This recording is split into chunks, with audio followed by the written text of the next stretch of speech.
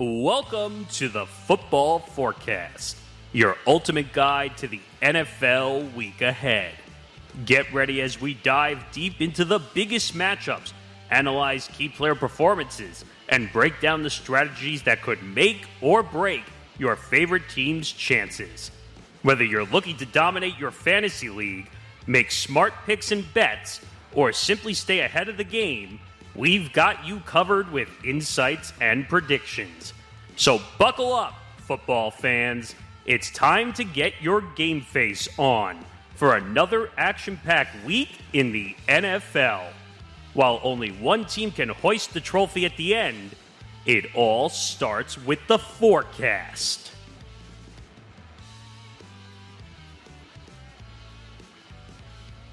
Yes, here we are. It's a brand new season of the Football Forecast, the second year of the Football Forecast, the fourth overall in this format, and my 14th overall, making picks over a variety of platforms. And we welcome you back, everybody. And we got a full house with us today. Make sure to subscribe to our YouTube channel at youtube.com/ETB Network, where we've crossed over the 1,000 subscriber mark. And we thank you all for that. And here's to many, many more. And also follow us on social media at TFB Forecast ETB, where you will get some of the best moments from the Football Forecast, including our Sunday night and Monday night football picks. And if you cannot watch us on the YouTube side, if you're on the go and you need to listen to us on the audio side, you can listen to the Football Forecast wherever you get your favorite podcast. And the Football Forecast is presented by Playback. Stay tuned later on in the episode for a word from our sponsor, Playback. And also stay tuned at the end of this episode for a special announcement regarding Playback. So a lot to come here.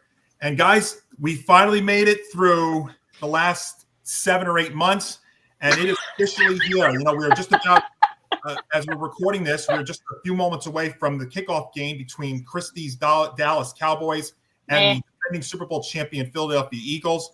And you know, we have a lot of firsts that we're going to do this year and even in this episode. So let's just go over some of the rules because some of the firsts and some of the changes to the Football Forecast this year are the rules. And Nick, you know this because you and I have spoken about this behind the scenes. So if you watched our show last year, we talked a lot about how we wouldn't touch a spread. Well, this year you're going to have the choice of either picking the spread or picking the over-under totals.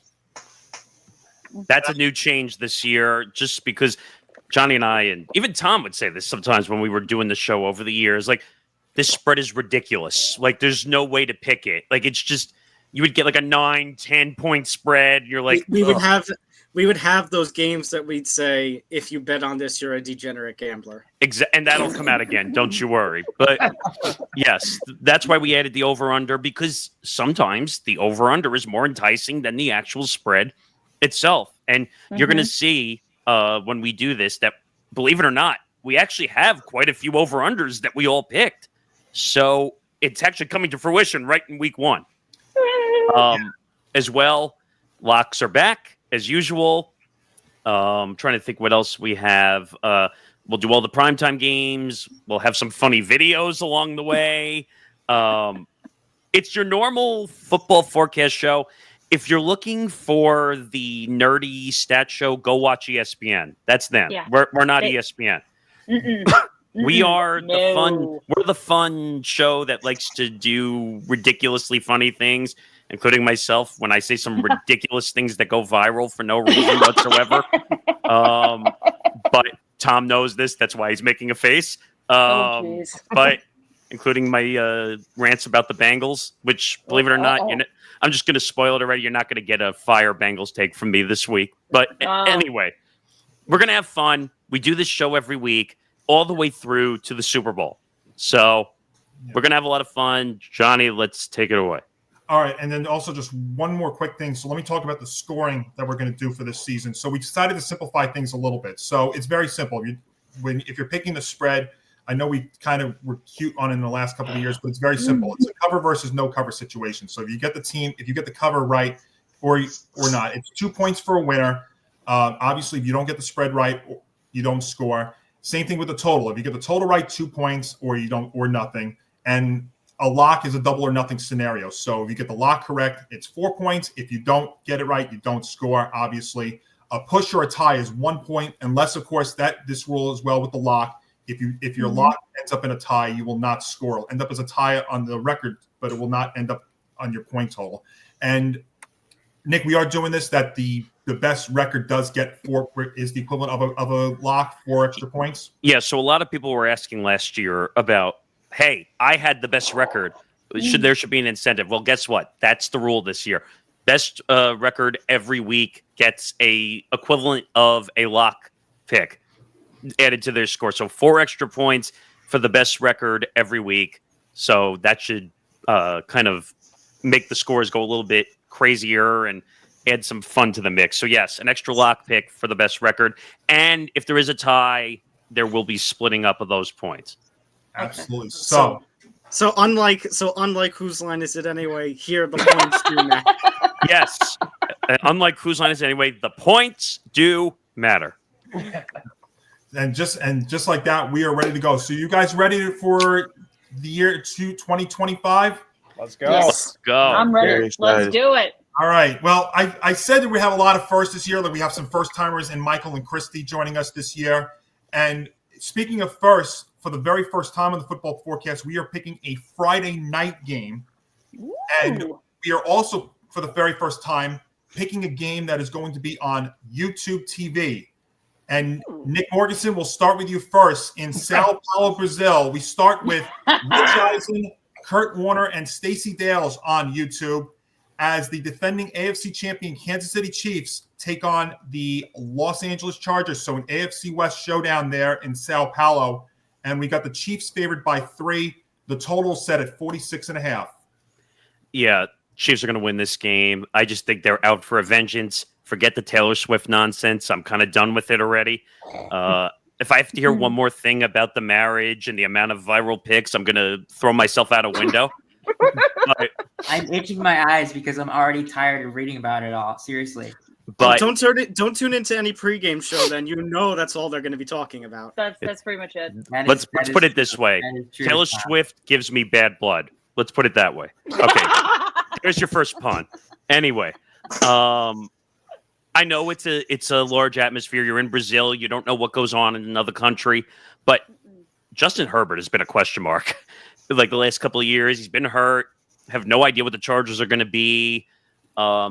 I would also say there was a lot of attention around Jim Harbaugh during the preseason and the offseason because of all the Michigan stuff going on. I know he's not there anymore, but there's a lot of attention around him. I just think the Chiefs are out for blood, so give me the money with the Chiefs. There's our first take the money sound effect of the season. Michael, welcome aboard. What do you have? I got a bit of a hot take. I got Chargers covering the spread. Okay. Hear me out. Okay. I think Justin Herbert's going to have a big bounce back year. Lad McConkey is that guy. And Jim Harbaugh is a good head coach. That's all I'm going to say. Okay.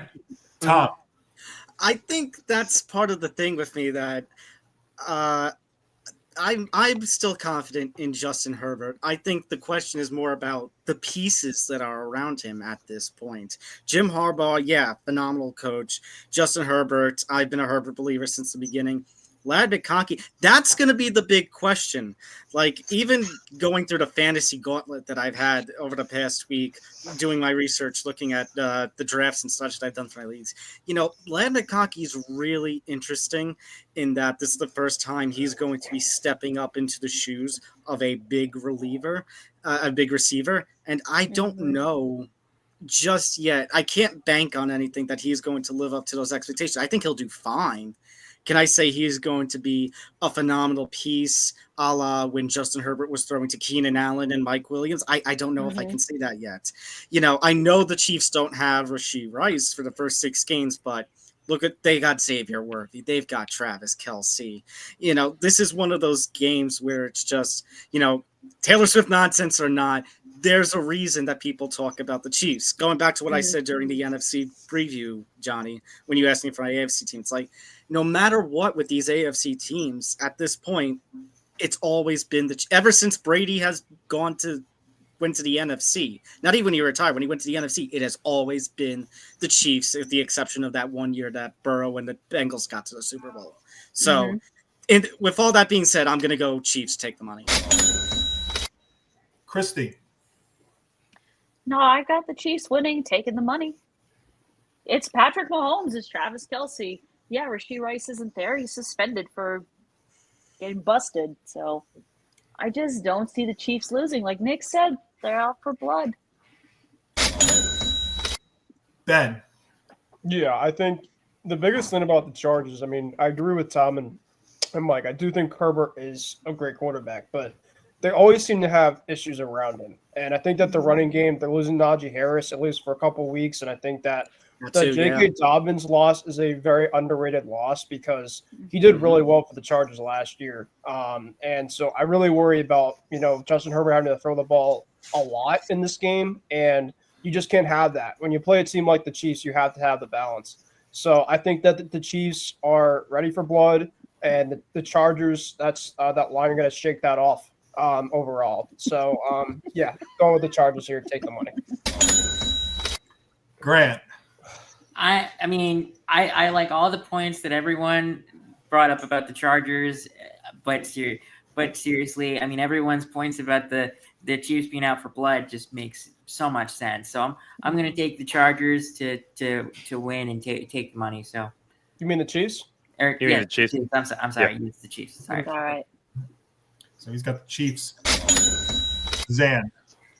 Yeah, I mean, I thought this one was pretty easy. As I was going through my research, I thought about locking this one, but I decided against it. But I can feel comfortable and say that I can conservatively take Kansas City to win comfortably by at least 10 to 13 points. They're just better everywhere. And as I alluded to in my NFC preview at the end of it, I do have Kansas City as my AFC representative in the Super Bowl this year, as well as winning the Super Bowl. So I think they get off to a fast start, and I think they get a win in Brazil before coming back stateside and seeing what they can do against an AFC conference overall that I think is going to be pretty good. But when you have Mahomes and Kelce, even regardless of who they've lost, or even regardless of Rice being suspended for a couple of games, it's hard to pick against the best team in the AFC, and I'm not going to do it in week one. So give me the Chiefs to cover the spread and do so relatively easily. So these two teams, when they've met, play a lot of close games. Both matchups last year were very, very tight. They were close and low scoring. 4 of the last 6 matchups between these two have been decided by 3 points or fewer. Now, I think 2025 is going to be the toughest road for the Chiefs to get back to the Super Bowl, but this game boils down to this. The better quarterback is with the Chiefs. The better head coach in this matchup is with the Chiefs. The better offensive line in this matchup is with the Chiefs. And the better defensive line in this matchup is with the Chiefs. Now, the other thing, too, is so with how close the matchup has been lately, then I was looking, couldn't you see the Chiefs doing what they did last year, maybe winning by 1 or 2?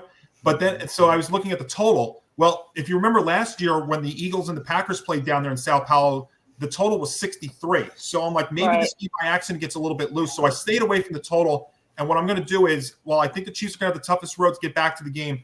I do think they are going to win and cover this one. So I will lay a 3 and take the Chiefs to win on Friday night. So that means in game 1, folks, we have a lone wolf, and that is Michael taking the Chargers. So Mike, welcome aboard officially as you were going with the Chargers, and everybody else, including Nick D, who's not with us today, is also taking the Chiefs down there in. I don't think we've ever had a new kid on our show be the lone wolf for the first ever pick he's ever. Wow.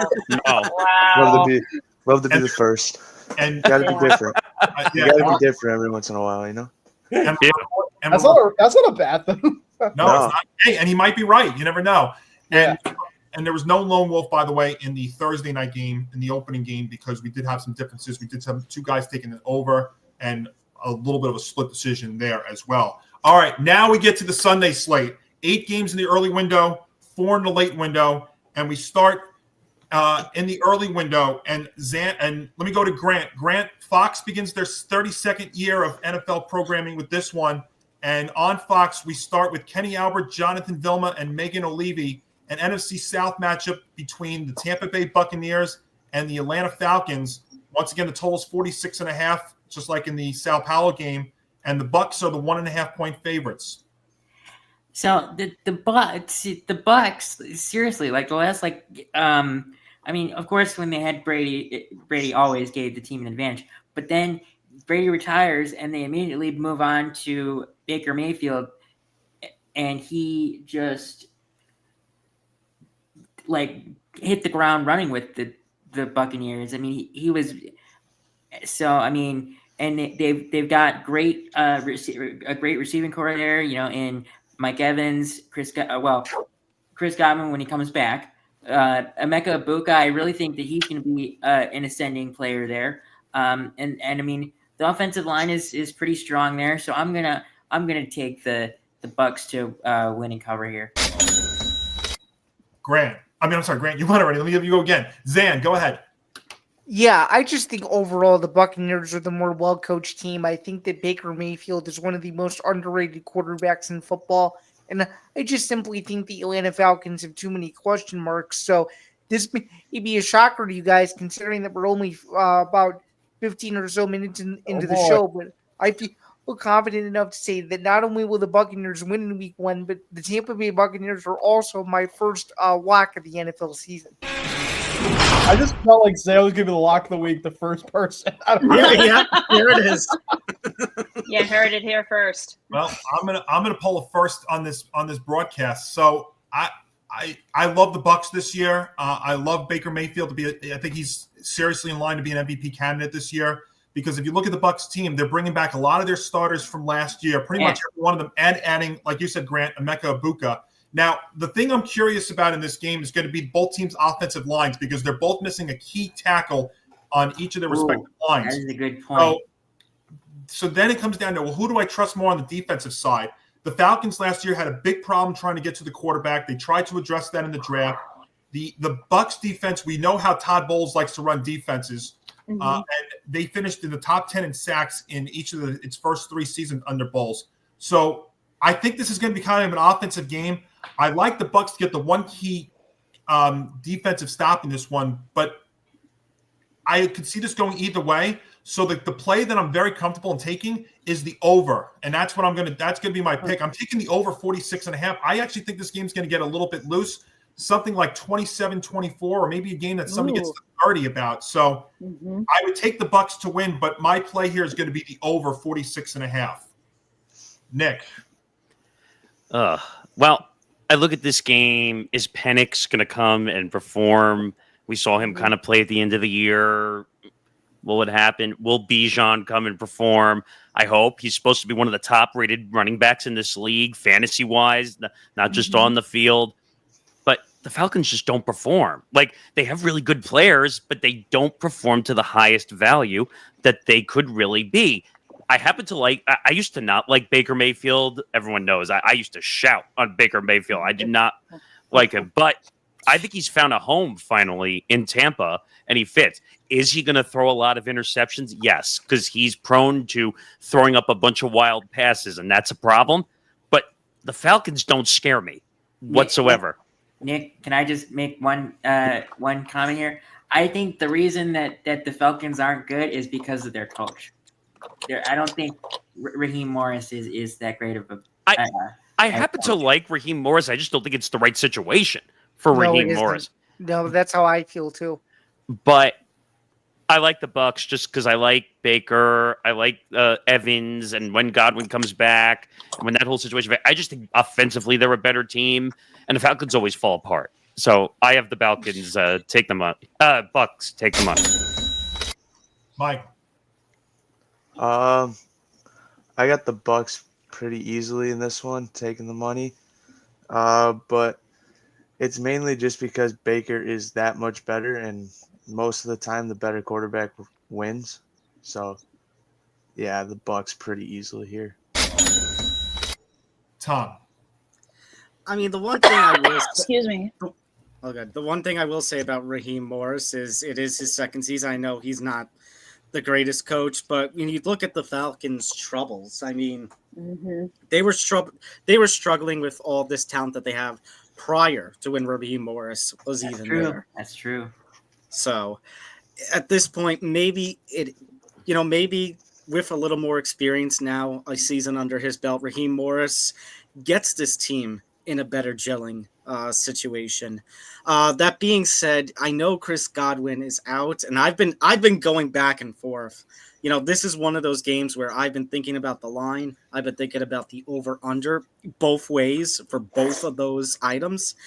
This is one of those games that I'm really unsure about because I am such a believer in the Falcons. I think that the division, I think I even said it during the NFC preview, is this division might come down to week 17, week 18 about who's going to take it between these two. I'll go with the Bucs though, just because the line is only the line is only 1.5. It's not that big, and I think the Buccaneers can easily take that. Ben, go ahead.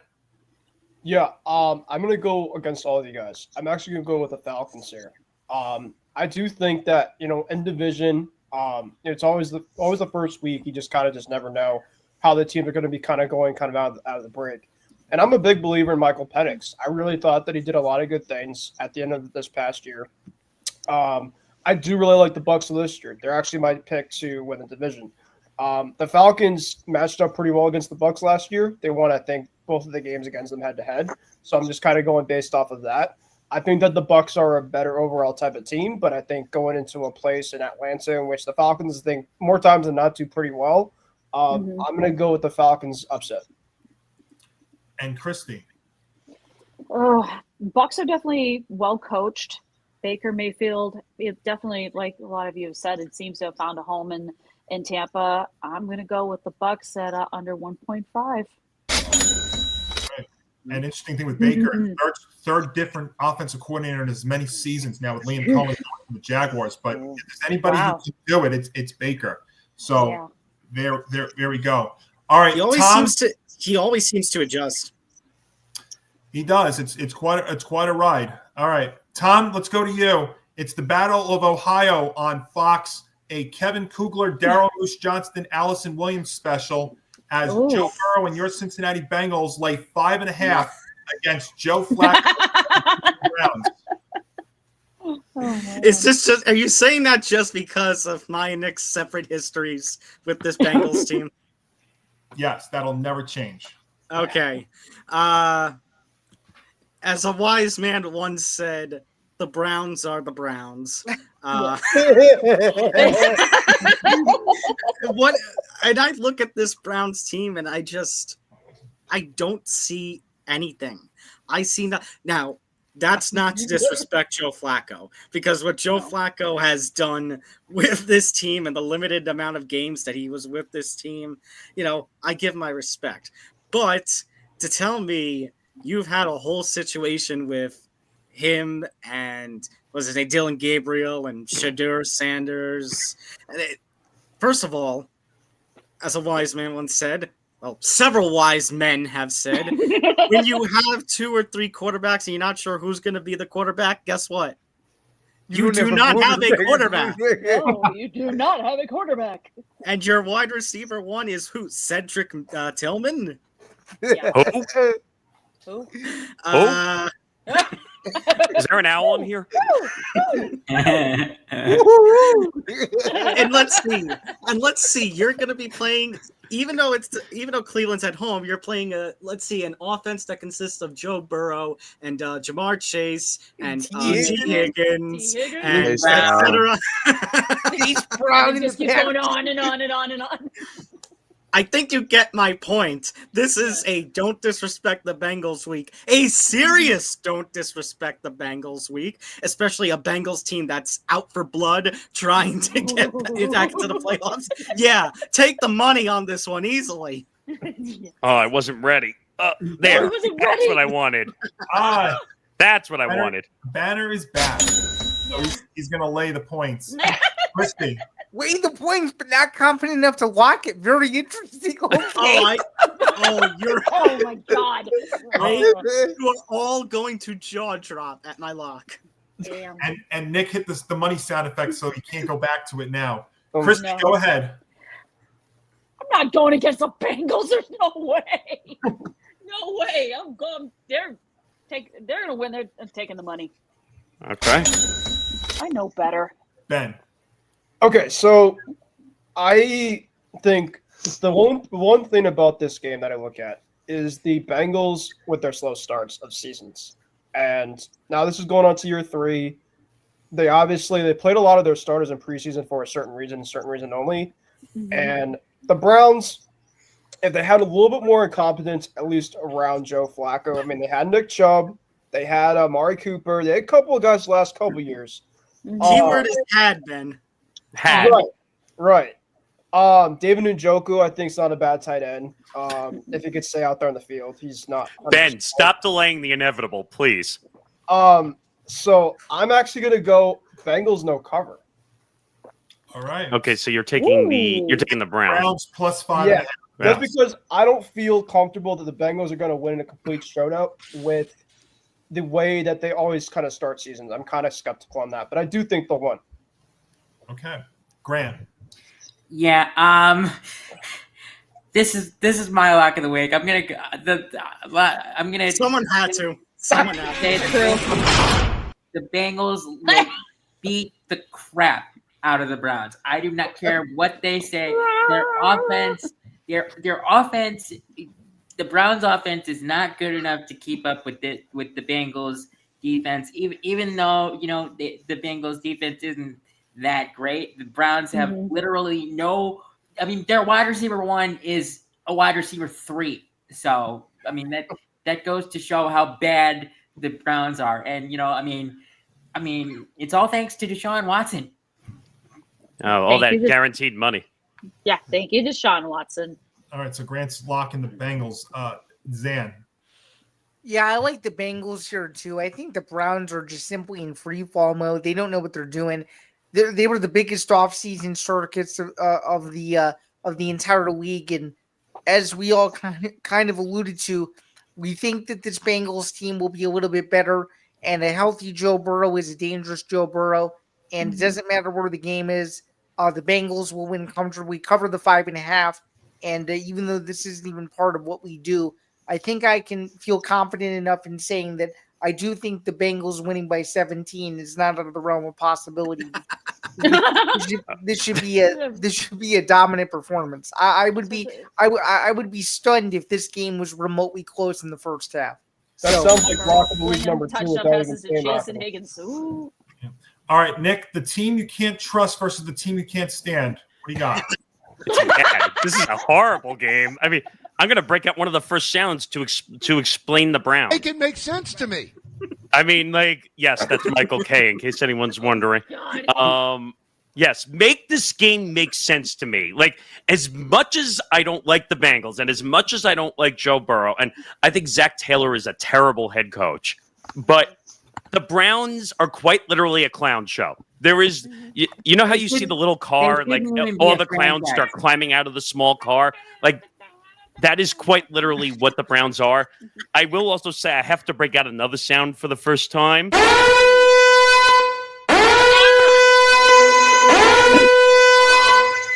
So I said this on the AFC show, but I'm going to break it out here again and still say Shadur Sanders is going to get cut by the Browns at some point this season. Nick's hot take, you heard it here first. Yeah, so I'm breaking that out. Yeah, Bengals win. It's not going to be close. They might win by 2 touchdowns at least. Give me the money. To quote Ben Cruz in our private chat, how did we not fast track this game? That's a good point. I thought this was a fast track game. Oh, it'll stay It's fast not track. Yeah, but I mean, we don't have to. It doesn't have to be to fast track it. You can still go quick. Michael. Yeah, Bengals, no question. They're winning the game. Just like Joe that. Burrow's No question whatsoever. coming out. Joe Burrow's actually my favorite to win MVP, and he's going to show that he's going to win MVP. Okay. And you heard it here first. And I'm just reading through I'm just reading the history because I'm just reading about how the Bengals get off the slow starts. The 1-11 in the last in weeks 1 and 2 in the last couple of years. Garbage. Yeah, that is, Saying garbage. well, I'm going to give you a couple of quick reasons why. Number one, Joe Burrow is healthy. Number two, Joe Burrow played in the preseason. Number three, Al Golden's going to change the way the Bengals play defensively. Number four, this is not the Browns of a few years ago. And number five, 40-year-old Joe Flacco is not what he was 2 years ago. And if I even want to say dear number six, Joe Burrow is my starting quarterback in 3 of my fantasy leagues. Hey. Give me the Bengals. Johnny, I'm not trying to take a dig towards you. But did you only make the Al Golden reference because he came from Notre Dame? Yeah, of course. There you go. All right. Now we're gonna jump aboard. Now we're gonna jump aboard the Fast Track Express here. The next 4 games are Fast Tracks. We're gonna run the hurry up offense. Oh, and by the way, let me just say real quick, as you know how I like to do this, let's officially welcome Allison Williams to the Fox broadcast of the NFL side of things. She'll be joining Kugler and Daryl Johnston this season. Now we go to the Fast Tracks, and again, we'll run the hurry up offense through these next couple of games. Michael, we'll start with you first. This is also a new crew this season. Andrew Catalon, Charles Davis, Jason McCourty, AJ Ross special on CBS. It is the Miami Dolphins taking on the Indianapolis Colts at Lucas Oil Stadium. The Colts a 1.5 favorite. The total's at 47.5. Yeah, I think Dolphins will win this game. Dolphins. Tom? Yep. Dolphins, upset city, lock of the week. Whoa. Wow. Wait a minute. Yes. I wasn't even ready for that. Oh my god! Now, No. Tom, just the way we're doing this year also is that the Colts win by 1. That still also is a winner for you. I know. You're taking the Dolphins plus 1.5. Okay, fair enough. My point, Johnny. Finish it real quick.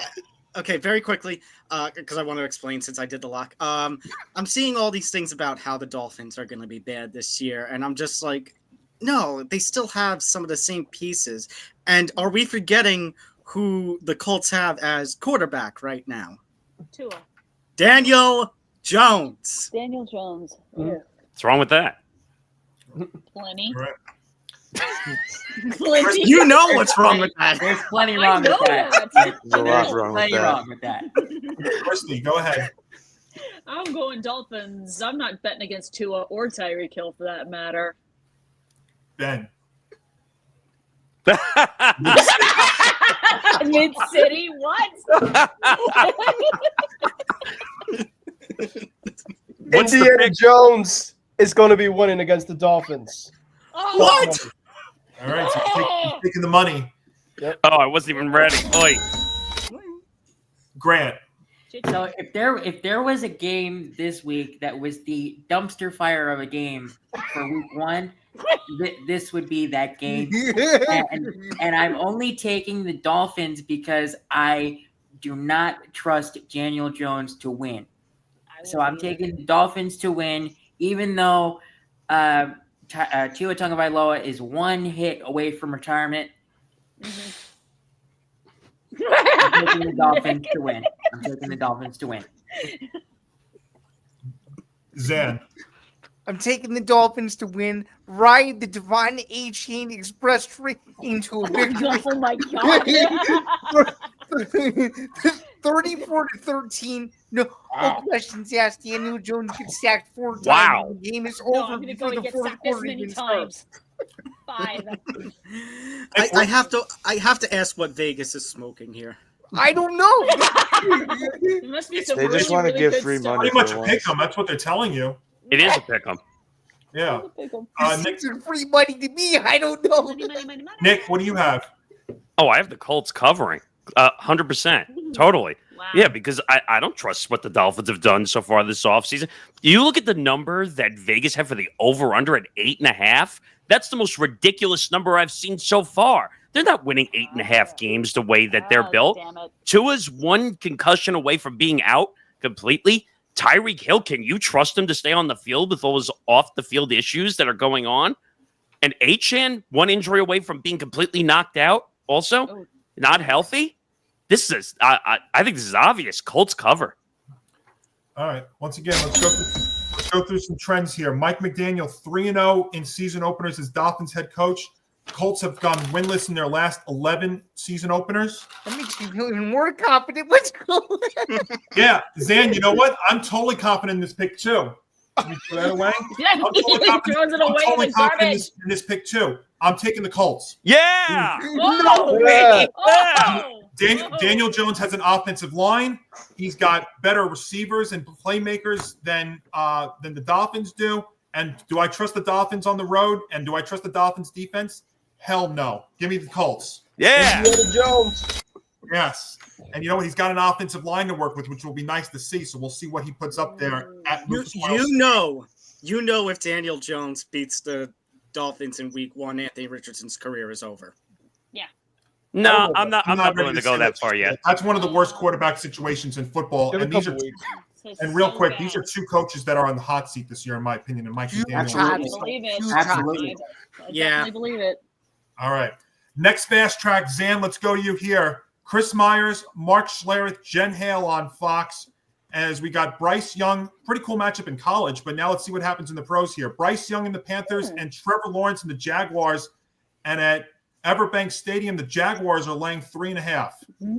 Yeah, I like the Jags to win this game. I just think overall it's just over skill position for position. They're a better football team, and I trust the experience factor in Trevor Lawrence. And then I do Bryce Young, who's still, in my opinion, running in that system. So I can comfortably say that the Jaguars will win and cover that. Stay away game for me against the spread. I'm taking the over more than the spread. These are two teams that were terrible defensively last year. I think this game will get into a shootout.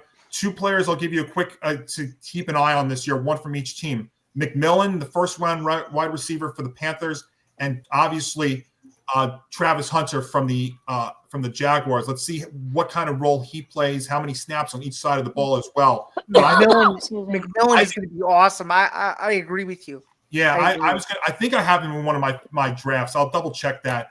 But I think this game is going to be pretty quietly, entertainingly loose. So that's why I'm going to take the over. Nick. So this is the battle of two very interesting quarterback situations. I usually don't like Trevor at all. I think he is a bust right now, currently, the way he's going. And I think they overpaid him as one of the top 5 paid quarterbacks in the league. But I will take the Jaguars over the Panthers to cover because I just don't trust Bryce Young for anything. He played well at the end of the year, but that doesn't prove anything to me. Take the Jaguars. Michael. Yeah, I'm taking the over on the points. I don't trust either of these teams to stop one another. So I think it's just going to be a shootout. So not really shootout, but like they'll cover the over on 46.5. Tom. This game really does nothing for me. I think it's going to be slightly under 46.5. Wow. All right. Christy. Jacksonville. I was going to say Duval, but Okay. but no, I'm going to go with the over on that. Oh, you're going with the over. Okay. I'm going with the over on Jacksonville. So we've got that's 4 players now taking the total. Ben Cruz, what do you have? Well, so What's he going to do? Mid-City again? Dude. No, he's got the Jags. Oh, he's got the go Jags. with the Jags. I like what the Panthers do with Dave Canales. I disagree with Nick in terms of Bryce Young. I actually think that Dave Canales is going to help him a lot offensively. I think he's just obviously a better offensive-minded type of coach. So I do think that there is some potential with him this year, but I think that the Panthers are going to have a hard start. And the Jaguars with Travis Hunter. Watch out for Hunter to have his really good debut. So I'm going to go Jags, take the money. I was going to say I'm excited to see Travis Hunter in action, actually. And Grant.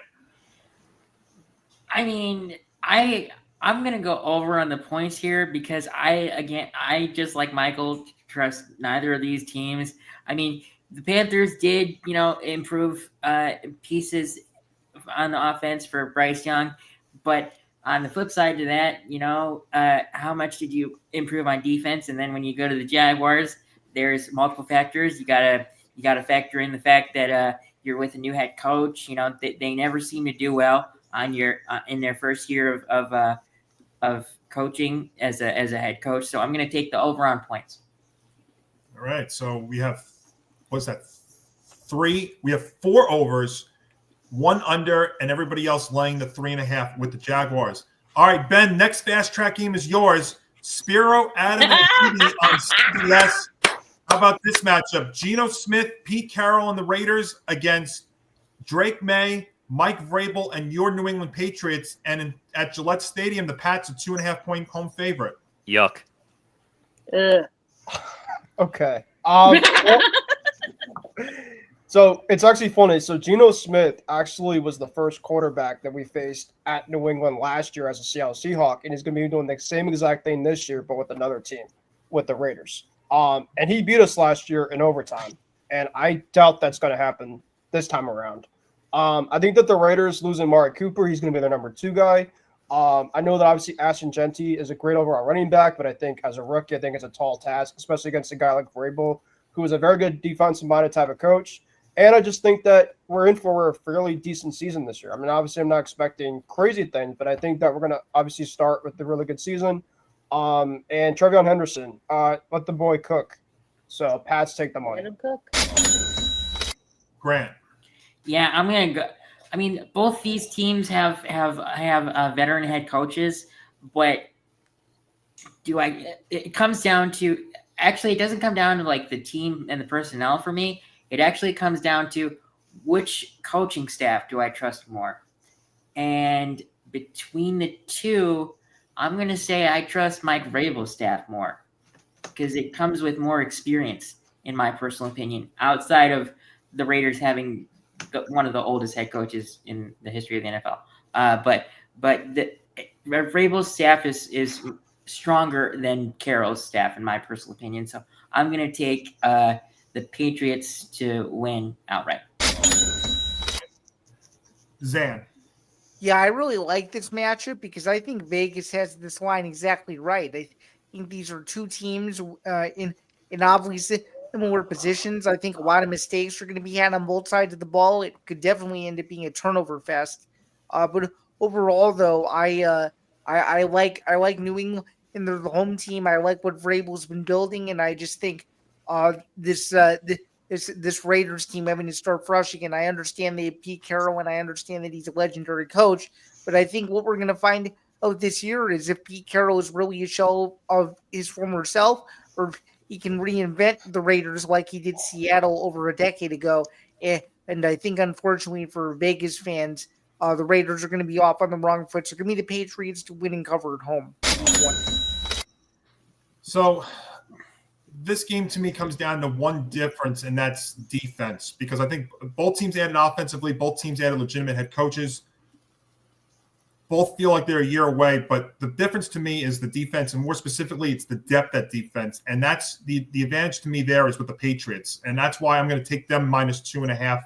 I mean, we know obviously about how great Max Crosby is, but Christian Wilkins retiring, getting rid of Christian Wilkins, I should say, I think is a big blow to the Raider defense. And we know about the guys the Pats have on defense, whether it's Milton Williams, Robert Spillane, Carlton Davis III, Christian Barmore is back.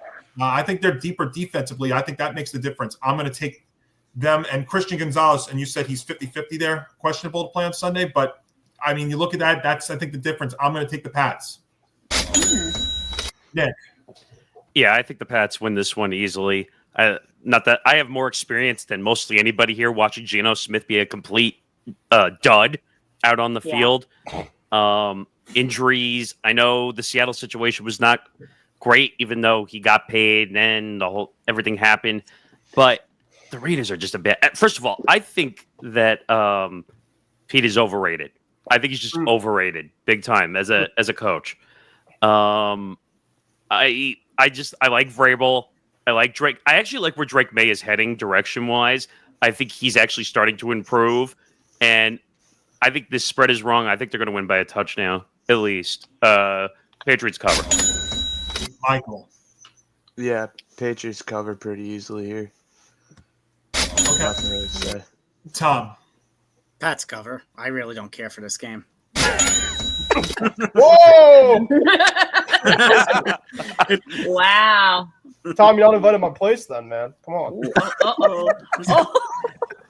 Christy, real quick, what do you have? All right. Pats, they're going to cover. I'm not excited about this game. All right. A clean sweep there at Gillette Stadium. All right, Christy, I ended with you there. And what do you have, Tom, real quick?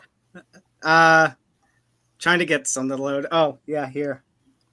Wait, there it is. Oh my Mid. God. Maxwell Jacob Freeman. I think Mid. they're above mid. I would say that. All right, Christy, I ended with you in that last game. I'm going to start with you here on this next fast track game. Okay. Let's go down to the Superdome.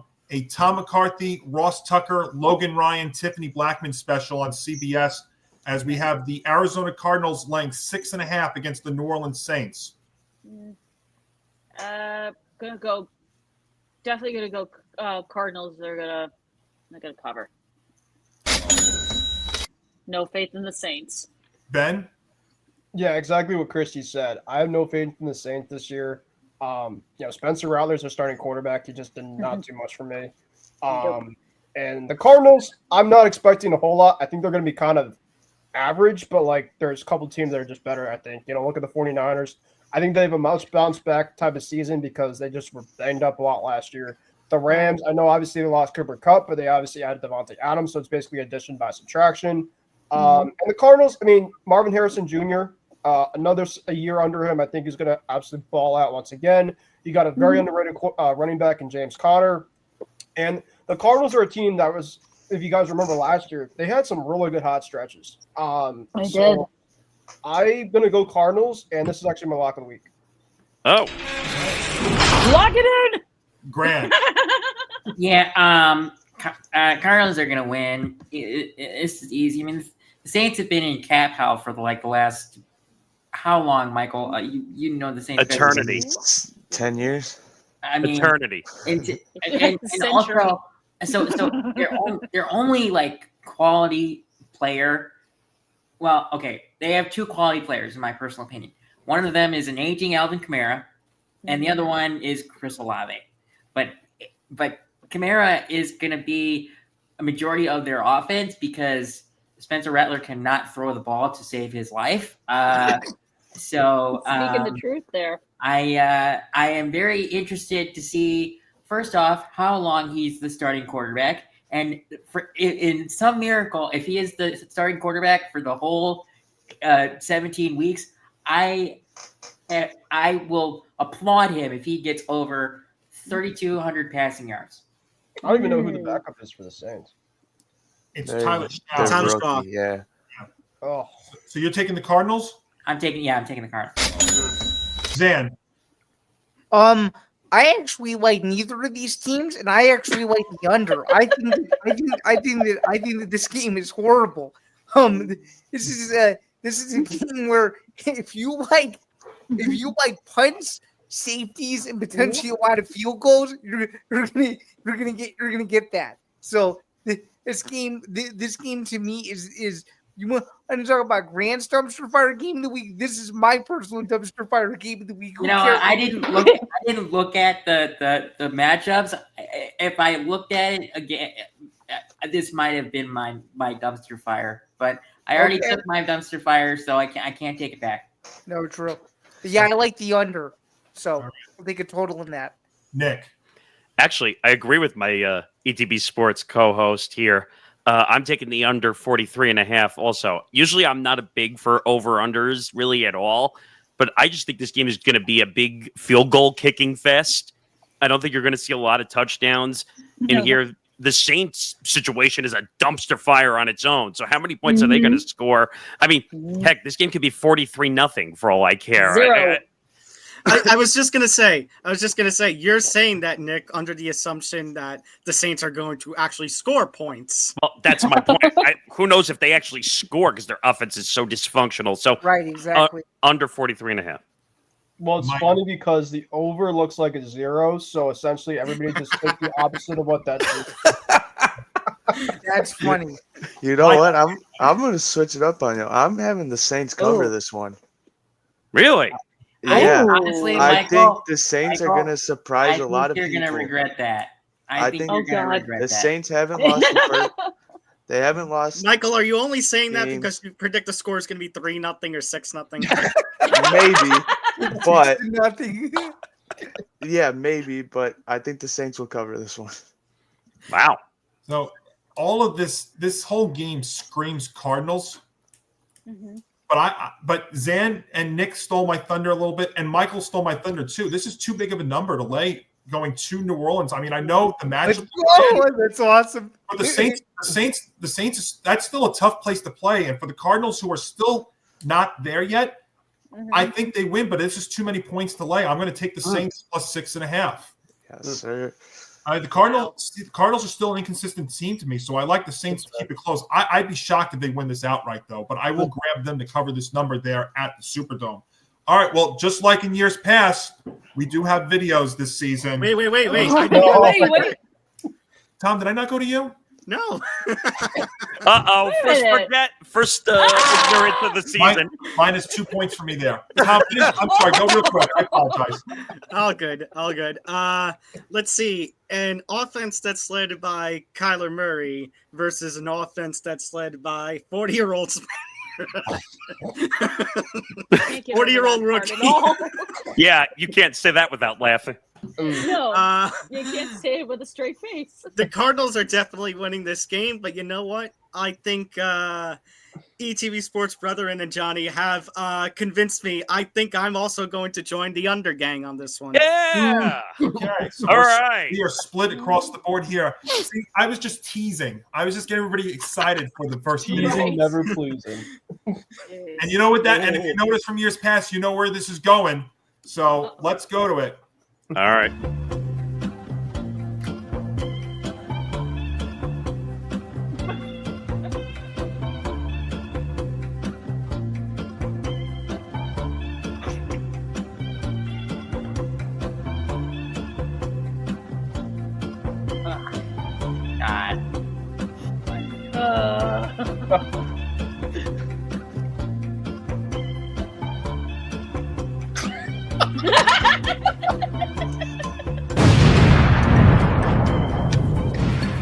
Oh my God! Oh, Here we go, indeed. oh, what happened there? Man, There I we go. hate that guy so much. So do A. Join the club. I've been in the hate club that for guy. 20 years. Waited We've so- Wait a all minute. Wait a minute. Where is it? That's called the We Hate Aaron Rodgers Club. RELAX. Waited 7 months for that. Oh, it's so good to be back. Nick, As I said to the guys before we Me, started, Michael, and you have been in the Hate Aaron Rodgers Club for the last 22 to 23 years. And me too. Zan, yeah. Oh, that's- yes. Zan, too. That's what you meant. I don't Hey, like Rodgers. Hey, listen, you know what that means? We are so back, folks. All right. Yes. Well, Nick, I'm going to go to you. This is the ultimate Oh, revenge game. This is the ultimate revenge game, and it's the lowest total of the opening week. Nick, at MetLife Stadium, an Iron Eagle J.J. Watt, Evan Washburn special on CBS, as we've got Aaron Rodgers and the Pittsburgh Steelers, a 2.5-point favorite against Justin Fields and your New York Jets. they're gonna get trounced. They're gonna get absolutely trounced. They're gonna get They're gonna get embarrassed at MetLife Field. Aaron Rodgers is gonna come in and throw like 2 or 3 touchdowns. You're gonna see interceptions left and right by Justin Fields. Where else do I have to go? This team's a mess. They have an injury already. Who was the injury again, Johnny? You told me, Elijah Vera Tucker. which is a big, Oh, jeez. Yeah, huge, season. huge injury. I don't know. Where else do I have to go with this, to be honest, except doing this? Steelers Well, we're back lock. to this. Go back. Wow. Steelers lock. It's going to be a touchdown plus. I'll tell you what, though, it's a smart play because they're only laying 2.5, so you're only asking them to win by a field goal. So if Chris Boswell kicks that game-winning field goal, I'll like it because I got him in fantasy, and that'll work. All right, real quick, Michael, let's go around. What you got? Not Aaron Rodgers. That The was Jets. easy. The Jets to cover. Jets to cover, he says. I'll go Yeah. outright. Wait, that's not money. That's not money. Wait, Jets to whoa, cover. wait, Wait, hey. whoa. Okay, Yep. you threw me for a loop there. I Okay. did. Damn. Yeah, he said not Aaron Jets to Rodgers. cover. Oh, I agree with Mike. I'm going to upset City. I think. What? Oh my God. I'm picking the Jets. I never what is thought I would this see the room game. smoking? Going on here? That's the opposite to I, that. wait, know. I don't believe in Aaron Rodgers. I think I No. don't believe in what's going on in Pittsburgh. Christine.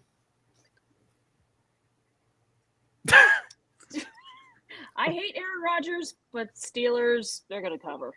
All right. Ben. It sucks that we can't do both like the spread line and the over under because this is exactly a perfect game for legit both of them. So I actually agree. I agree with Ben 100%. Pick one. Well, so I am gonna take the Steelers money. Listen, the Jets outside of Garrett Wilson don't have a lot. Thank you. They lost arguably potentially a Pro Bowl offensive lineman for this season, and they said that the Jets are going to be a heavy run offense. You're going to have to score some points against Aaron Rodgers, as much as you want to hate him or not. Right. And I think he's coming out for a vengeance with a team like Pittsburgh, back at his old place. Yeah, Steelers take the money. Wow, someone who finally gets the logic. Grant. All right. You will never, during this year, hear me say anything nice about Aaron Rodgers. What? Both of these, because Aaron Rodgers is 42, 41, or 42? 41. 41. He's way too old. He has one good year. He has 1 year left. He's got 1 year left. And I don't think he throws for more than 3,700 yards. But both these teams are just, it's not a good matchup for me. So I'm going to take the under on 38.5. You know what? That's actually a smart play. I was literally going back and forth. I was thinking it, honestly. Yeah. Zan. I'm comfortable enough to say that I trust Pittsburgh's coaching staff more than I do New York's to give me Pittsburgh to win on the road and cover the 2.5, even though it'll more than likely be an ugly game that comes down to a Boswell field goal or something like that. So Yeah. You guys are also missing this. According to Rich What? Means, the Jets reporter, he has said that 50% of this crowd is going to be I heard that. fans. Yeah. Not Jets fans, Steelers fans. It's going to be a way home game. That shows you how pathetic our fan base is. Mm-hmm. All right. Zan, I'm going to copy you. Short and sweet. I'm taking the Steelers. let's go. Okay. Riding the Steelers bus. Okay. Yes, Yeah. Even though I'm under on it this year, I'm going to take the Steelers. All right, Tom, let's go to Northwest Stadium in the Northeast, an NFC East showdown here with Kevin Burkhardt, Tom Brady, Aaron Andrews, and Tom Rinaldi on Fox, as we get to see our guy Russell Wilson and the New York Giants against Jaden Daniels and the Washington Commanders. And the Commanders are laying 6, the total 45.5. Commanders take the money. It's not even in this case so much of misery with the Giants. It's that I know there are people talking about, oh, Jaden Daniels could have a sophomore slump. I don't see it. I honestly don't see it. I see the Commanders taking a next step. When I say next step, do I mean overtaking the Eagles for the division? Close, but not yet. But I see the Commanders being a force to be reckoned with in the NFC. I could see them potentially going back to the divisional round at least. So I'm going with the Commies on this one. I'm going to jump in next since I'm the other Giant fan. Tom, you know I'm high on the Commanders this year. I have them going to the Super Bowl.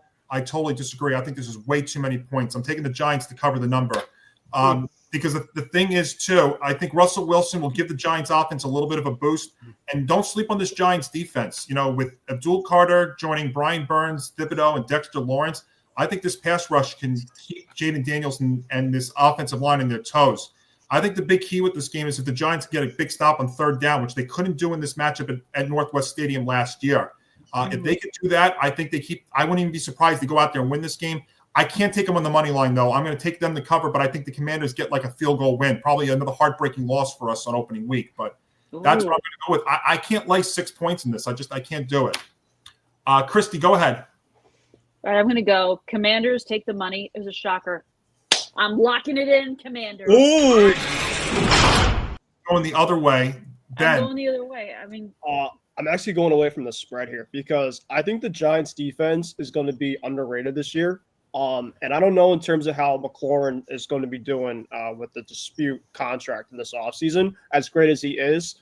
I don't know in terms of how much, reps that, him and Jaden really had all offseason.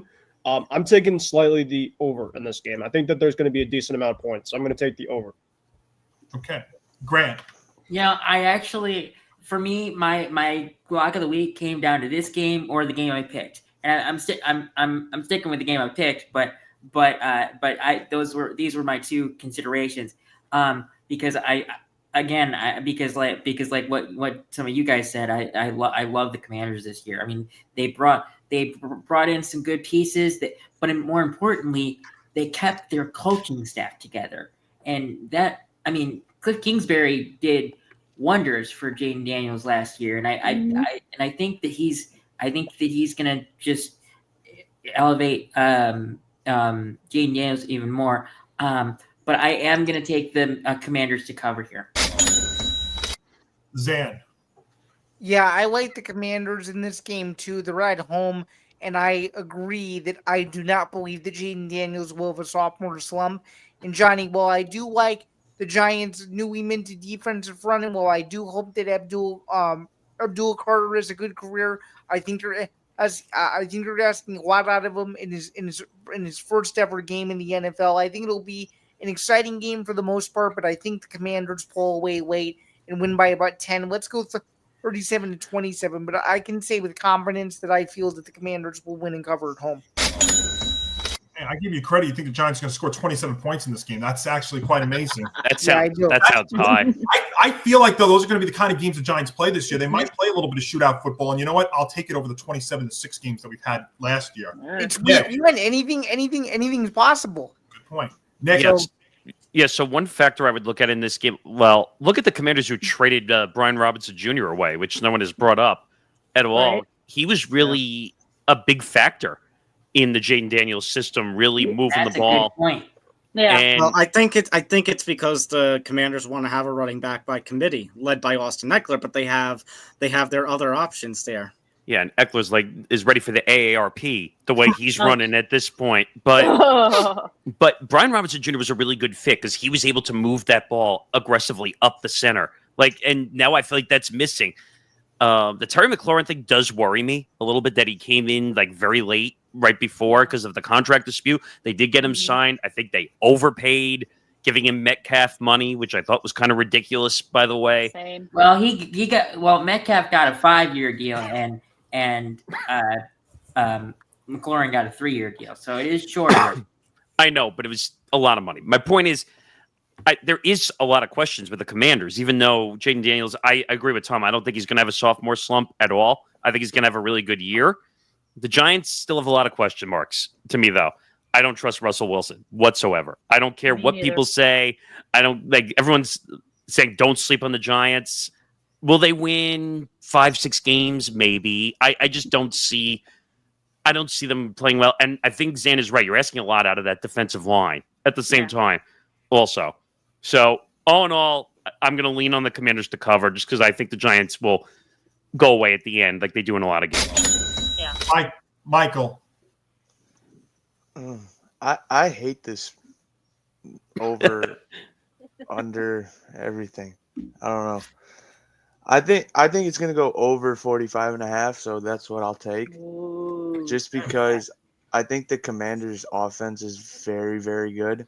With Jaden Daniels, he's not gonna have the sophomore slump. But then again, the Giants still have Malik Neighbors, absolute stud. That's true. I think he's the best player on the field, personally, Malik Neighbors. But yeah, I'm just gonna go over 45.5 here. So, Michael, you're looking at this game like how I looked at Thursday's game when I texted in the chat that I hated everything, the over, under, the line, everything. Yep, that's exactly how I'm looking at it. All right. So, and by the way, I'm not going to be the lone wolf. Nick D is joining me as well, taking the Giants plus the 6 there at Northwest Stadium. All right, back aboard the Fast Track Express here as we go to the late window. What do we got here?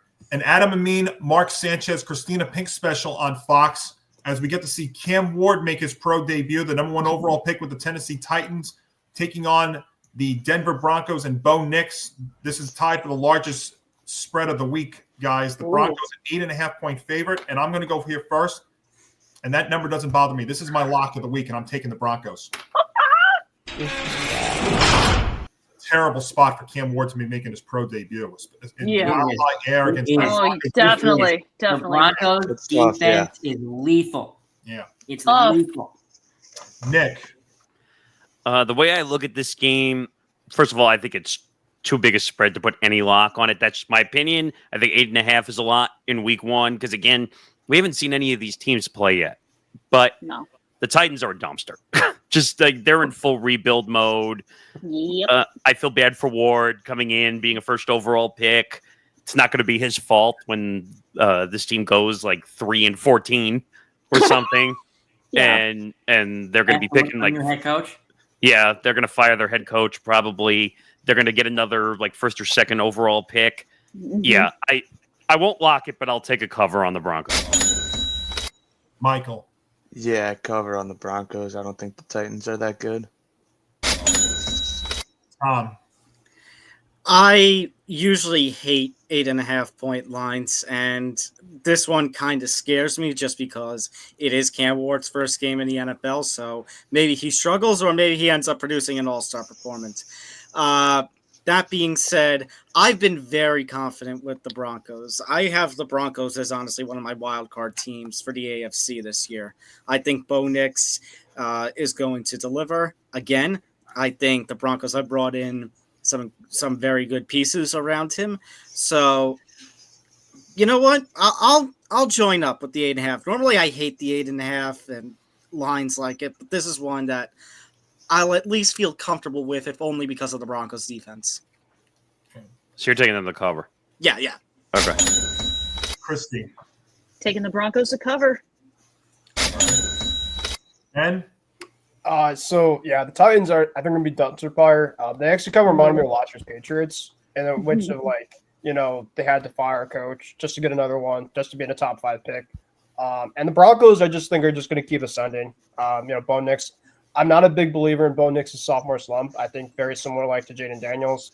And I think just the Titans going to a tough place like Denver. This was one of my lock of the week candidates, but I think that 8.5 is a little too much, at least in the first week. So I kind of see a little bit past it.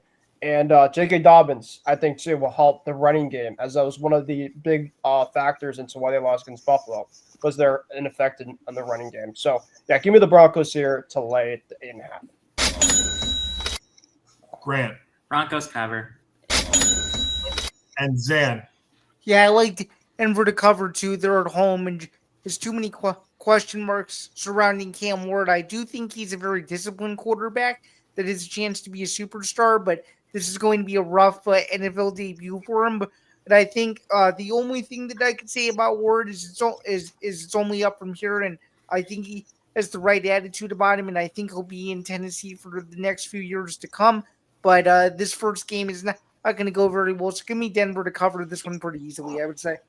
Clean sweep there at Empower Field at Mile High. All right, Grant, Zan, I ended with you there, and I'll start with you here out west. Another fast-track game.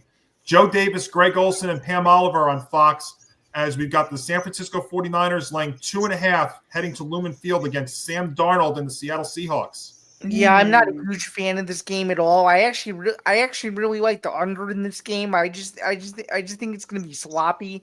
I just really don't know either way which versions of these two teams you're going to get. I'm sure it'll be exciting for the most part, and I do think San Francisco wins. But for the purposes of the competition, I feel comfortable with this being the game where I feel a total is appropriate here. So give me the under 43.5, and I actually feel really, really confident about it. And I think this game is going to be a letdown as opposed to what many people are hyping it up as. It's one of the better games this week. At least I've seen a lot of split opinions on it, but I really do like the total in this game, and that's what I'll stick with.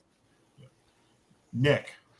Yeah, you're not going to see this on the lead box of NFL Red Zone most games. I'm just going to say that now. Brock Purdy versus Sam Darnold. I mean, woof.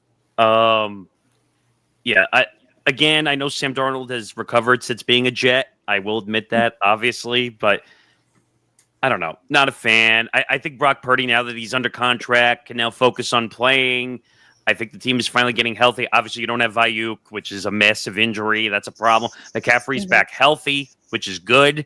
And I think McCaffrey's all you're going to need to win this He game. was actually limited Like- in practice today. McCaffrey was on the injury report. today. And Oh. He's going to play. And, well, I think CMC is going to play, but don't forget, Jawan Jennings also was questionable for this Yep. game, too. Oh. All you need is McCaffrey to play in this game. I'm not worried about Seattle at all All you need is whatsoever. Brock Purdy, honestly. I mean, Brock Purdy's going to All take you down need is- Seattle. All you need is George Kittle. Yeah, that's they have enough even- weapons. They have more than enough weapons. I'm very comfortable with a 49ers cover. Michael. Yeah, 49ers covered pretty easily. The other thing is Seattle. I thought that they were going to go with Najigba as their not wide receiver one, but all of a sudden there was that report over the past week that Cooper Kupp has impressed in training camp, and it looks like they want Cooper Kupp to have the big comeback. I just don't know if I can buy into that after such a down year that he had last year with the injuries and all that. So this is one of those situations where, given the uncertainty and given the injuries on both sides, I'm going to side with my MMA buddy and Zan. I'm going to go with the under on this one. Okay. Christy. Niners cover. Okay. Ben.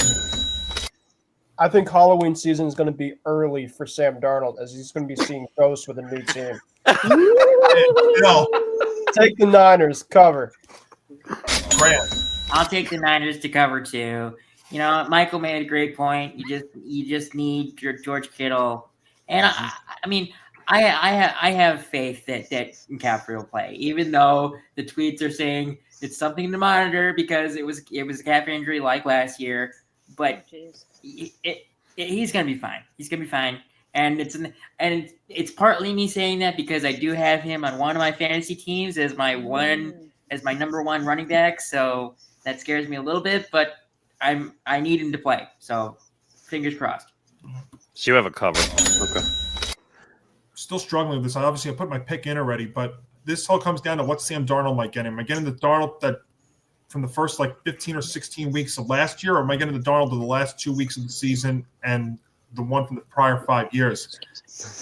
I don't trust the Seahawks offensive line, and Lumen Field is not as dangerous as it used to be. I'm going to take the Niners because I'm only going to ask them to win by a field goal. So that's why I will take the Niners to win. So there you go. All right. Big NFC North showdown. I know Grant, Zan, and Michael are going to be paying close attention to this game. But I'm going to go to Ben. But I'm going to go to Ben here first. Ben, it is in fact a Jim Nantz, Tony Romo, Tracy Wolfson special on CBS. We've got the Detroit Lions taking on the Green Bay Packers at Lambeau Field, and the Packers are laying 2.5 with a total at 47.5. Yeah, so this is going to be a great game. They're always great battles. So I know obviously Micah is coming into play in their first game for the Packers. I actually have the Packers going to the Super Bowl at Hinton in terms of my NFL prediction. But I'm going to go. Me too, man. I'm with you. I got Green Bay going to the Super Bowl too. It makes two of us. The Packers don't lose a lot of games at home, but I think that they're going to lose this game. I think that the Lions are going to come in. They usually play really well against the Packers, and they've won at Green Bay as of recent. So I think that Dan Campbell gets off to a great start. I also really like their running game, and also where is the love? Lions.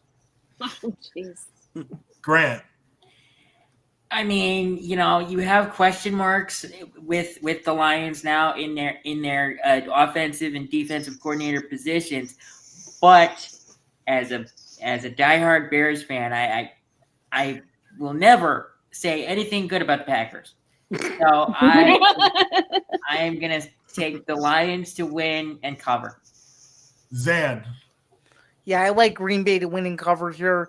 I just think their confidence level is at an all-time high. I think they have a chance to do some really big things, and I think the loss of Ben Johnson for Detroit, I think, is going to be felt. I mean, they'll still be good, but I think Green Bay Detroit games are always tough to look at, and I can see a season split between these two. So give me the Packers to win game 1 and 2 between these two, and I think them also being at Lambeau Field also helps. So I can comfortably say that the Packers will win and cover. I can't say that because the Lions have gone in there 3 straight years and won. Mhm. But there's a lot of questions with both teams going into this game. The Lions with 2 new coordinators, and history suggests that teams that have 2 new coordinators struggle that next year. The Packers don't really have a true number 1 receiver. I think Micah Parsons being there, though, is going to provide a big boost. And don't forget, Aiden Hutchinson is also back for the Lions. So 2 key defensive players. You know what that tells me? This might be going against the grain of making this. But my play here is the under 47.5. And That so is that's a high. Wow. It is a high over/under. Honestly, you know what, Grant? I honestly think this game could be loose, but I think those 2 defensive players come in. I actually think there's real question marks on offense with both of these teams because obviously the Lions have a new OC and the Packers don't have a true number 1 receiver on that team. I think this game ends up in the 20s. I'm going to take the under. That's going to be my official play. If I had to take the spread, I would take the Packers because I'm not high on the Lions at all this year. But I'm going to take the under. That's my play. Go ahead, Nick. Yeah, I like the Packers here. Micah Parsons is a huge pickup for that defensive line. I think Jordan Love is going to have a much better year. I think Jordan Love is going to have a much better year than he did last year. I know that he has the injury on his off-throwing hand, but I just think their offense is going to be better. The Lions, like everyone's been saying, that the coordinators, I think, is a much bigger deal. Like everyone's saying that coordinators not being there is not a big deal. It's a huge deal because you can't run the Ben Johnson schemes anymore. He was one of the best at running the offense. So I think the Packers win. I think there's going to be momentum with Micah in Green Bay. So give me the cover with the Packers. Michael? I will never pick the Packers. I think the Lions win by 7 points this game. I think fairly easily, actually. I think the Lions are a much better team. So yeah, give me the Lions here. I have to make notes of this. Who's going to pick their team more? Is Nick going to pick the Jets more, or is Grant, Zan, and Michael going to pick the Packers? Who will pick that team more? Good. I will tell you this right now. I will pick the Packers 0 times. Well, you had him going 0-17, so that would make sense. I will pick them 0. He does. I'm losing. Tom, go ahead. I think the Lions overcome all this talk about they lost their coordinators, they're going to struggle. I think with the amount of talent on that team, and they're going to be out for blood after getting upset in the divisional round by Washington last year. I know the Packers picked up Micah Parsons, but I think a heavily motivated Lions team who wants to prove everybody wrong, get revenge, and get to the Super Bowl. Yeah, give me Detroit. Especially when you add in, like Johnny said, that the last 3 games, the last 3 years in Green Bay where these two have met, the Lions have won. Okay. And Christy? I'm going to go Lions. I'm not underestimating the Lions. They are out for blood. They want revenge. They want to prove people wrong. And, yeah, they lost their top 2 coordinators. But, like I said, they'll overcome it. They'll overcome it. So we're split all over this game there at Lambeau Field. All right, Grant, it's Kevin Harlan, Trent Green, and Melanie Collins on CBS as we head out to SoFi Stadium. C.J. Stroud and the Houston Texans against Matt Stafford and the Rams a field goal favorite. I know this isn't a fast track for me or for the network, but for me, I'm gonna take the Rams to win and cover. Zan. Yeah, I think the Rams to win and cover, and there's really no other explanation needed. Yeah. I struggled with this game because both of these teams get off to slow starts throughout the season, and there's a lot of questions about this one too. I mean, I'm looking at how much of a ground game are the Texans going to have because we know that Mixon's not there. Nick Chubb, he's just coming back. So if they get a lot on the ground, I think that's advantage Stroud. If they get a little, Rams. The health of Matt Stafford's also got to be in play. We've heard about that a lot in the offseason, heading closer to the regular season, and he's 37 years old. And, that could be a big deal, especially when you're going up against Danielle Hunter and Will Anderson Jr. So I would expect to see a lot of Kyron Williams in this one. But if that's the case, then I think the clock gets eaten up a lot more. And what does that mean? a lower scoring game. Give me the under 43.5. And Nick. Yeah, the Mixon situation is a big one. I think that's going to hurt them. I think because he missed the deadline, he's going to be out the first 4 games of the season. So I think that's going to hurt. Is Stroud going to have a slump also? I want to know if that's going to happen. I think he's a really good quarterback, but I just think the Texans are a little bit on the struggle bus offensively. His second year was definitely, it was still good, but it wasn't what his first year was. That's for sure. I don't know. The Mixon thing is a massive problem. I just think the Rams are a better team. So yeah, I'm just gonna go based off the Mixon injury not being there. So give me the Rams to cover. Michael. Yeah, I think Rams cover this one. And you guys know my hot take. I think if Stafford is healthy, I think the Rams will go to the Super Bowl. I think it will be Rams versus Bengals in the Super Bowl if that happens. Oh my God! I think it's a rematch. Again. Rematch. Oh my God! Again. I think it's a rematch. All right. Yeah, Chiefs have been in the Super Bowl like almost every year recently, so. Yeah.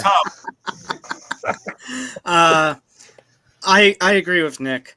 I think the running back injuries with Houston is going to end up making a difference. I think obviously Mixon's going to miss time. Nick Chubb, as you said, Johnny, just getting back. I don't really see anything that's going to force CJ Stroud to throw. And I think Stafford's going to be healthy enough to be good to go and be his normal self. And the result of that, combined with the Rams' defense being the better defense, is a Rams win. Take the money.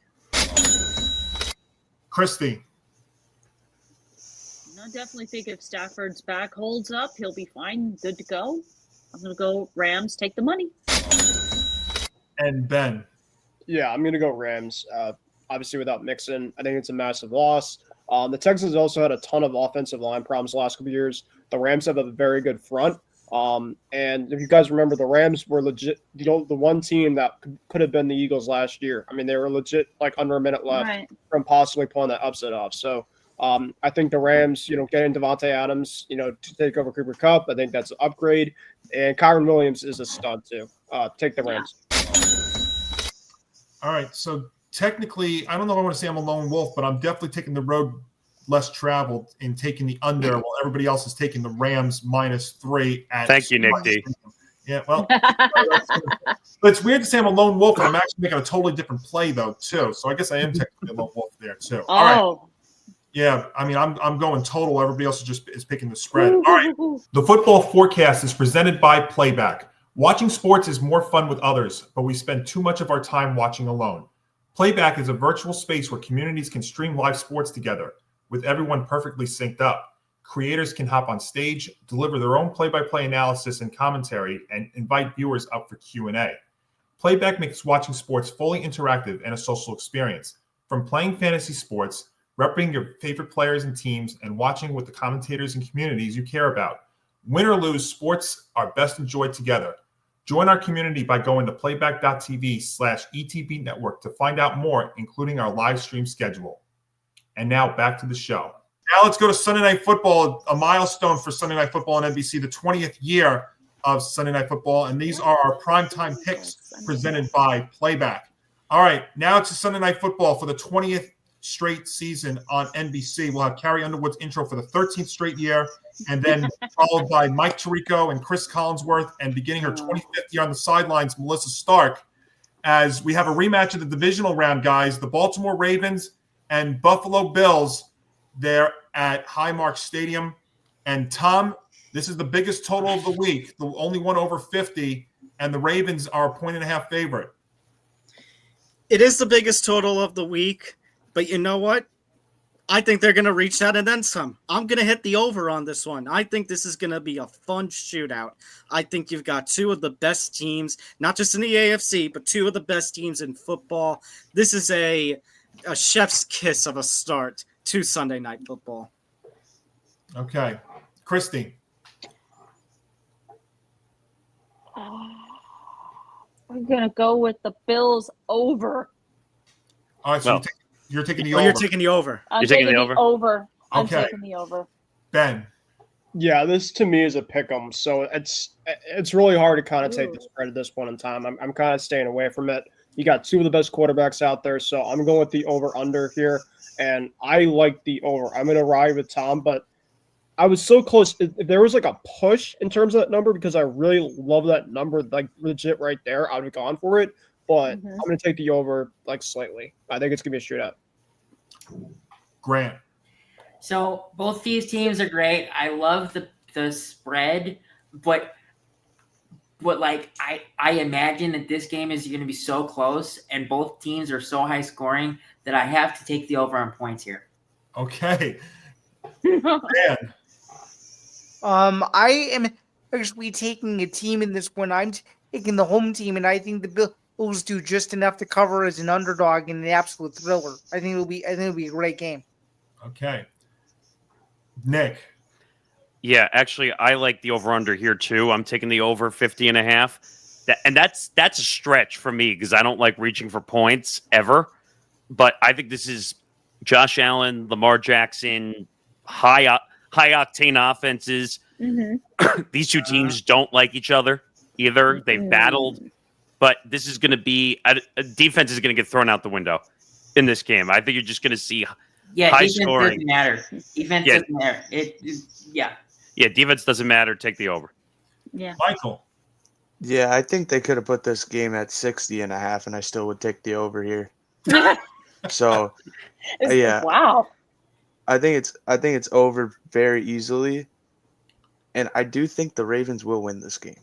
Michael, you haven't But you it haven't is made a the lock over. of the week yet. Am I good enough to assume that the next game is your lock of the week? Maybe. Well, kind of has to be. Maybe. Yeah. Maybe. Stay tuned. I think you guys know the team too. Uh-huh. Oh, there. okay. All right, this game can be summed up in one word, guys. Loose. It's gonna get loose. It will be. Well, think about this. So when these guys play, when these two played in January in sub-zero weather, they put up a combined 52, and it could have been more if Mark Andrews didn't drop the 2-pointer in the end zone. It could have been even more. I don't see many punts in this game. I don't see these two teams missing out on the reds when they're in the red zone. I think this is going to be a track meet. I love the over too, so that's what I'm going to take. It's hard. I got to tell you, it's very difficult to pick a team. I would lean more towards the Bills because we know how the Ravens do get off to slow starts, like we saw last year. They started out 0-2, but I just think this is going to be a track meet. So I'm going to join the majority of you and take the over in this one. So Zan is the only one that's actually taking a team and a spread when everybody else, including Nick D, is taking the over. I sure am. So there we go. So Zan really is taking the road less traveled. Zan is a lone wolf in a whole different kind of life. I was going to say I'm a lone wolf in a whole different universe. You know what? That's the joy of this season. All right. And then we go to Monday Night Football. And Zan, it is, in fact, a Joe Buck, Troy Aikman, Lisa Salters, Laura Rutledge special on ESPN, as we've got J.J. McCarthy and the Minnesota Vikings heading to Soldier Field to take on yours and Michael's and Grant's Chicago Bears with Caleb Williams. And it's your Bears that are getting 1.5 with the total at 43.5. Yeah, I don't think they're I don't think this is an overstatement. It's that pretty much every single person I've spoken to cannot wait for Monday night to get here. That's enough. It's actually the NFL season is officially underway as I'm saying this. But I really do like the Bears to get it done here. It's a brand new era. It's Caleb Williams' second season. The Vikings haven't really shown me much. They've had a lot of question marks this offseason. I think that this is a year for the Bears to really take a leap up into becoming the team in the program that they want to be. And I think that they get off to the right start. And I think it's one of those classic Bears-Vikings games where you least expect it, and the Bears pull it out late with a couple minutes to go. And finally, because he really did struggle doing this last year, I think Caleb Williams executes the 2-minute drill to perfection. And I think the Bears win the game 27-20. So. All right, so he's taking the Bears. All right, Michael, you kind of made it. You kind of save the drama. Let's hear what you got. Yeah, so this is easily Bears covering. Like, this is so easy. I don't trust JJ McCarthy whatsoever. They don't have Jordan Addison. Adam Thielen's 40 years old.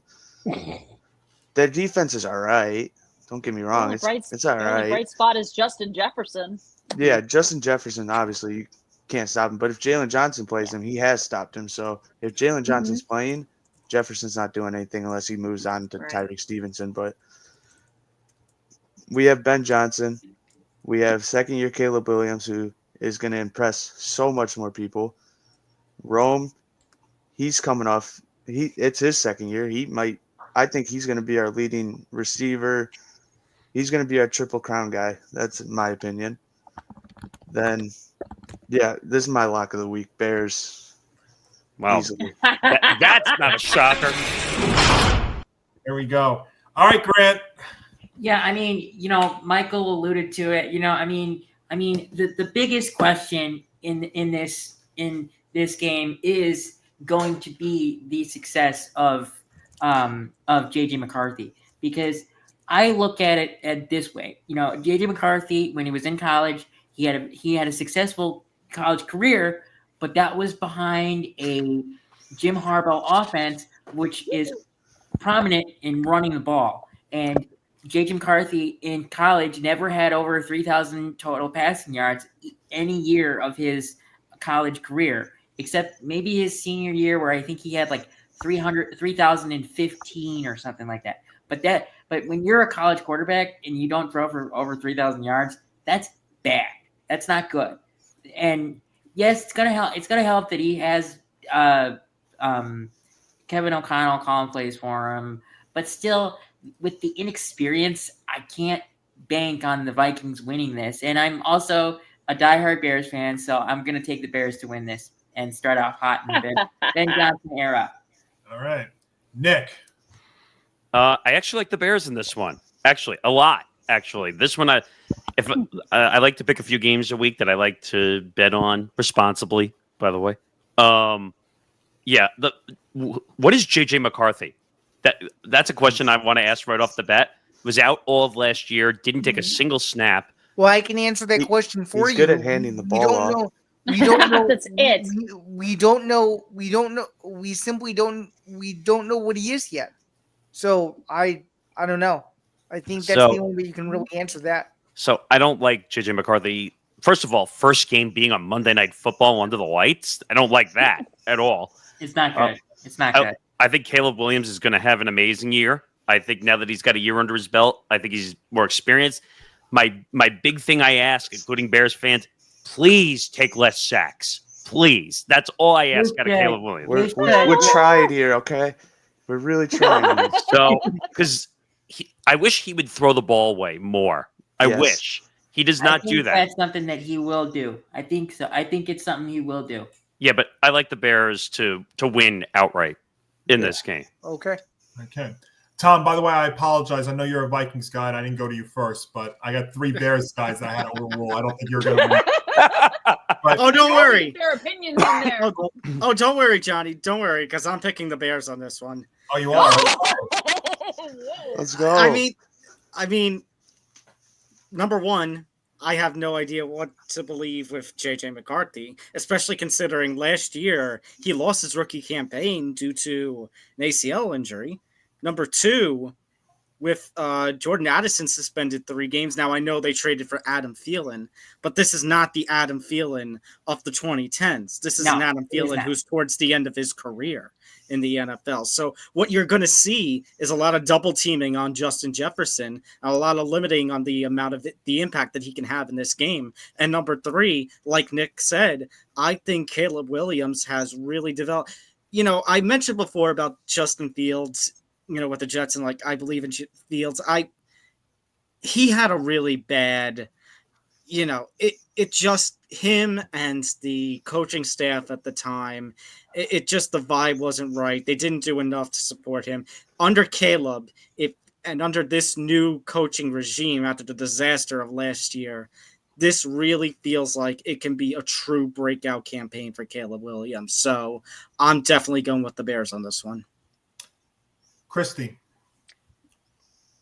Do I really want to go against the 3 Bears fans in here? No, of course I'm not. I'm picking the Bears.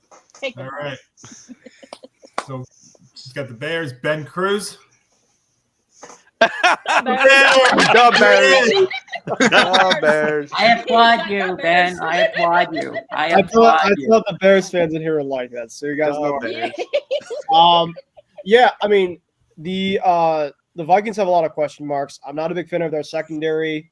Justin Jefferson, I love Justin Jefferson, but he's currently actually battling a hamstring. He's been pretty much, let's say, all offseason. So if that's the case, yeah, I really like the odds even more. And yeah, Ben Johnson, I think, has come with a vengeance. And people are going to say, well, he's going to a different system. He's staying in the exact same division. So it's not like he's really changing that much. So he has familiarity against this Vikings team. Yeah, I'm going with the Bears here. Who did I take to win the NFC North? The Vikings. Screw you. The I took Vikings. You took the Screw you, got it. Vikings. Oh my god. I took the Vikings to win the NFC North, right? And Yeah. you know I'm high on them this year, Yeah. but not to start the season. The Bears. No, I do the it. Bears. I do it. Yeah. I think this is actually more of a pro Bear choice than an anti Viking. I think this is I can't deny that this Bears offensive line, how much better it is. I mean, how improved this Bears team is, especially on the offensive line. So I think the boost that they get at home, I think J.J. McCarthy's a question mark. Look, now we saw what Kevin O'Connell did with Sam Darnold last year. So if he could do it with Sam Darnold, he could do it with J.J. McCarthy.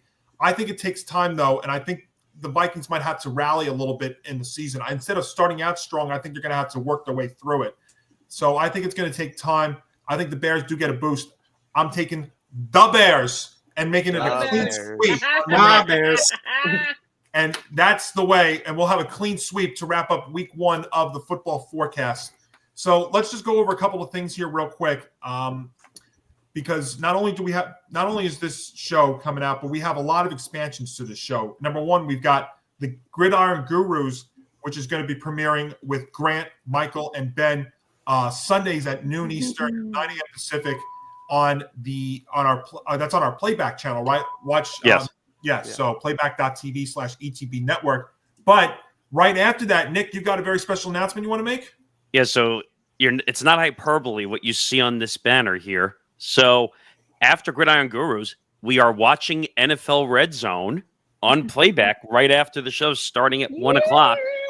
7 hours of commercial football, unfortunately. What? 7 hours of red zone football starting. It came out and said that the total for the commercials is like 4. a total of 2 minutes. I think I even heard it was like 4 15-second commercials. That's what I heard. Yeah, that's what I heard. But like in total, it would, yeah.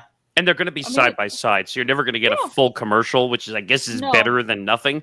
But by the way, can I just say one thing? Stop blaming ESPN. It's not their fault. This is an NFL choice. So anyone that's blaming ESPN is uninformed. I'm just going to say stop blaming Scott Hansen for everything. Oh my God! He didn't. The guy didn't. He had nothing to do with this. That guy is the man. Thing. He is the man. Yeah. But that's fun. We're looking forward to that. A lot of Playback stuff coming this year. If you missed it already, we did Thursday night forecast, which already came out. We're going to do that every Thursday with Grant and Michael as well. So plenty of NFL content along the way to be expected. And one more thing, because we talked about it before the stream. How could I be remiss and not say it? Hey, happy birthday, happy birthday. What a hell of a birthday. Kickoff day. There's no better way to celebrate my 35th year on this planet than with the start of the football season and with you guys doing this show for the 4th year. Thank you. It's very kind of you. Yeah. I'll tell you what, this is going to be a fun year. Look how all over the place we were this opening week with spreads and totals, and we were just getting started. So, guys, it's great to be on with you again this season. We're looking forward to a fun year, even if our teams aren't as good. I think it'll still be a lot of fun no matter what. And we'll see what our records are like as we head into week 2. Yeah, it's going to be a fun season again. As we say, we'll take you all the way through the playoffs, through the Super Bowl. The one thing you will get is you will get a live stream before the Super Bowl. We do that every year. So, Ooh. And also, go ahead. Yeah, and also just real quick, we will be back to our regular time spot on Saturdays at noon Eastern, 9 a.m. Pacific. We premiered on Friday, so we can give you the Friday game from Sao Paulo. But we'll be back to our regular spot next week. That is Saturdays at noon Eastern. And by the way, one quick thing, since this airs before, we might be watching the Friday game on Playback as well, too, because we do have access to that. We do have access to the Brazil games. So join us if some of us are watching that as well. And that'll pretty much do it for this week 1 edition of the Football Forecast. We are back, folks. Yes, and on Playback, it's playback.tv/ETB Network. So for the entire gang here on the Football Forecast, I'm Johnny Montebano. Enjoy opening weekend, everybody, and we will all catch you again next week. Cheers. Have guys. a good week, everybody. See ya. See ya.